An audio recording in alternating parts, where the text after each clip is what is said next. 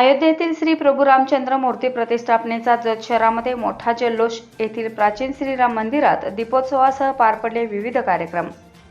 अयोध्या येथे 500 वर्षांनंतर श्री राम प्रभू नवीन मंदिरात विराजमान होत असल्याने त्याचा भारतासह जगभरात उत्सव साजरा करण्यात येत असून जत शहरातील प्राचीन अशा श्रीराम मंदिरात पहाटेपासून विविध कार्यक्रमांचे आयोजन करण्यात आले होते.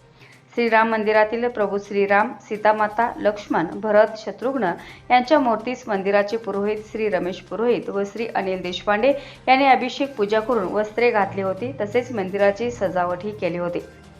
येथील श्री अंबिका नवरात्र उत्सव मंडळाने मंदिरात श्रीराम दर्शनासाठी आलेल्या रामभक्तांना मंडळाचे अध्यक्ष श्री शहाजी बापू भोसले, धर्मराज माने, अनिल देशपांडे, अनिल शिंदे, भारत गायकवाड, मेजर सुनील चव्हाण आदींनी प्रसादाचे वाटप केले होते.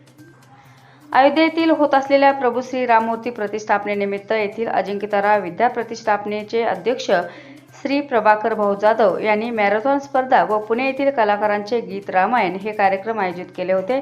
त्याला चांगलाच प्रतिसाद मिळाला.